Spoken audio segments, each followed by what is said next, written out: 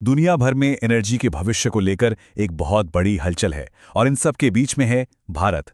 आज हम भारत के न्यूक्लियर प्रोग्राम में हुई एक ऐसी जबरदस्त तरक्की की बात करने वाले हैं जो आने वाले कई दशकों के लिए देश की एनर्जी की पूरी कहानी ही बदल सकती है।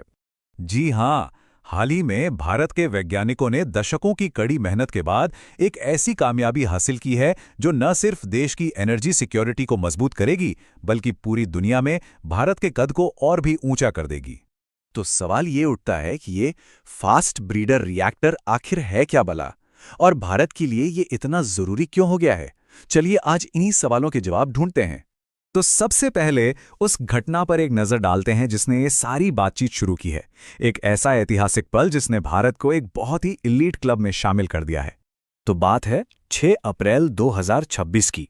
तमिलनाडु के कलपक्कम में भारत के पहले स्वदेशी प्रोटोटाइप फास्ट ब्रीडर रिएक्टर ने एक बहुत बड़ा पड़ाव पार किया, जिसे कहते हैं क्रिटिकलिटी। अब आसान भाषा में इसका मतलब समझें तो बस ये कि रिएक्टर ने ठीक से काम करना शुरू कर दिया है। जैसे गाड़ी का इंजन पहली बार स्टार्ट होता है ना, बिल्कुल वैसा ही कुछ। ये 500 मेगावाट का विशाल रिएक्टर भारत के परमाणु कार्यक्रम के दूसरे चरण की ऑफिशियल शुरुआत है। और ये कोई छोटी मोटी बात नहीं है। इस कामयाबी के साथ भारत अब रूस के बाद दुनिया का सिर्फ दूसरा ऐसा देश बन गया है जो कमर्शियल लेवल पर फास्ट ब्रीडर रिएक्टर चला रहा है।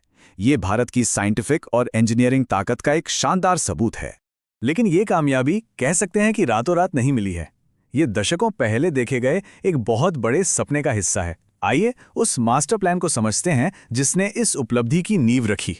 ये सब शुरू हुआ था भारत के परमाणु कार्यक्रम के जनक डॉक्टर होमी जे भाभा की सोच से। उन्होंने एक बड़ी चुनौती को पहचाना। भारत के पास यूरेनियम तो लिमिटेड था, लेकिन थोरियम का भंडार दुनिया में सबसे बड़े भंडारों में से एक था। उनका विजन एक ऐसा प्रोग्राम बनाने का था जो इन दोनों का सबसे अच्छा इस्तेमाल कर सके। तो उन्होंने एक 3 स्टेप का रोड मैप तैयार किया। पहला स्टेप, हमारे मौजूदा रिएक्टर्स नेचुरल यूरेनियम से बिजली बनाते हैं और साथ में प्लूटोनियम नाम का एक नया फ्यूल भी तैयार करते हैं। दूसरा स्टेप, यहीं पर फास्ट ब्रीडर रिएक्टर्स का काम आता है।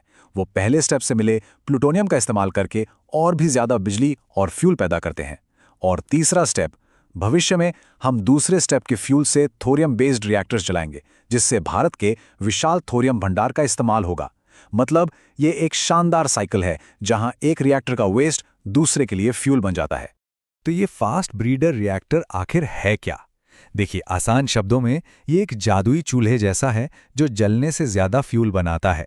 ये तेज न्यूट्रॉन्स का इस्तेमाल करके यूरेनियम 238, जो खुद एक फ्यूल नहीं है, को प्लूटोनियम 239 में बदल देता है, जो कि एक टॉप क्वालिटी न्यूक्लियर फ्यूल है। इसी को ब्रीडिंग प्रोसेस कहते हैं। लेकिन हाँ, इस मंजिल तक पहुंचना बिल्कुल भी आसान नहीं था। चलिए अब उस लंबी और चुनौतियों से भरी यात्रा पर एक नजर डालते हैं जो इस कामयाबी के पीछे है। साल 2003 में जब इस प्रोजेक्ट को मंजूरी मिली थी तो इसका अंदाजा लगाया गया था कि इस पर करीब 3,492 करोड़ रुपए खर्च होंगे। उस समय के हिसाब से ये एक बहुत बड़ी रकम थी। लेकिन प्रोजेक्ट पूरा होते होते इसकी फाइनल लागत बढ़कर हो गई 5,677 करोड़ रुपए, मतलब लगभग 62% की बढ़त, जो दिखाती है कि ये प्रोजेक्ट कितना ज्यादा कॉम्प्लेक्स और चैलेंजिंग था। और बात सिर्फ लागत की नहीं थी, समय सीमा भी लगातार आगे बढ़ती गई। जो प्रोजेक्ट 2010 में पूरा हो जाना चाहिए था, उससे पूरा होने में 2026 तक का वक्त लग गया। एक दशक से भी ज्यादा की ये देरी बताती है कि ये सफर कितना मुश्किल रहा। तो सवाल है कि ऐसा हुआ क्यों? वजहें कई थीं। एक तो ये दुनिया में अपनी तरह का पहला रिएक्टर था, तो डिजाइन में कई ऐसी तकनीकी मुश्किलें आईं जिनके बारे में पहले से अंदाजा नहीं था। दूसरा, हर एक पुर्जे को हाई से हाई स्टैंडर्ड पर बनाना था, जिसमें बहुत टाइम लगा। तीसरा, इंटरनेशनल बैन की वजह से कुछ जरूरी पार्ट्स हासिल करना लगभग नामुमकिन हो गया था। और आखिर में जब एक हिस्से में देरी होती तो पूरी प्रोजेक्ट लाइन ही लेट हो जाती थी, बिल्कुल डोमिनो इफेक्ट की तरह।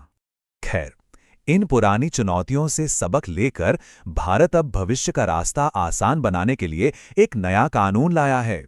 चलिए देखते हैं कि ये क्या है। यह है 2025 का शांति एक्ट। इसका पूरा नाम है sustainable harnessing and advancement of nuclear energy for transforming India act. ये 1962 के पुराने कानून को रिप्लेस कर रहा है और न्यूक्लियर सेक्टर में बड़े बदलाव ला रहा है। पहले जहां सिर्फ सरकार का कंट्रोल था, अब प्राइवेट और विदेशी कंपनियां भी इसमें शामिल हो सकेंगी। साथ ही नियमों को ग्लोबल स्टैंडर्ड्स के हिसाब से बनाया गया है, जिससे विदेशी कंपनियों के लिए भारत में काम करना आसान हो जाएगा। इस नए कानून का मकसद एकदम साफ है। अनुमान है कि इससे $200 बिलियन से भी ज्यादा का इन्वेस्टमेंट आएगा, जिससे देश में एक एडवांस्ड न्यूक्लियर इकोसिस्टम बनेगा। और इसका असली मकसद है भारत को अपनी न्यूक्लियर कैपेसिटी तेजी से बढ़ाने में मदद करना, ताकि इन बड़े बड़े लक्ष्यों को टाइम पर पूरा किया जा सके। और ये लक्ष्य वाकई में बहुत बड़े हैं। चलिए अब भारत के फ्यूचर एनर्जी गोल्स के विशाल पैमाने को देखते हैं। भारत का प्लान बहुत एम्बिशियस है। आज हमारी न्यूक्लियर कैपेसिटी करीब 8.78 गीगावाट है। टारगेट है कि 2032 तक इसे लगभग 3 गुना बढ़ाकर 22.38 गीगावाट किया जाए और 2047 तक मिशन है 100 गीगावाट तक पहुंचना, मतलब आज से 10 गुना से भी ज्यादा। और ये सब क्यों हो रहा है? मकसद है न्यूक्लियर एनर्जी को भारत के क्लीन एनर्जी फ्यूचर का एक मजबूत पिलर बनाना। ये भारत की 2070 तक नेट जीरो एमिशन हासिल करने के वादे के लिए भी बहुत जरूरी है।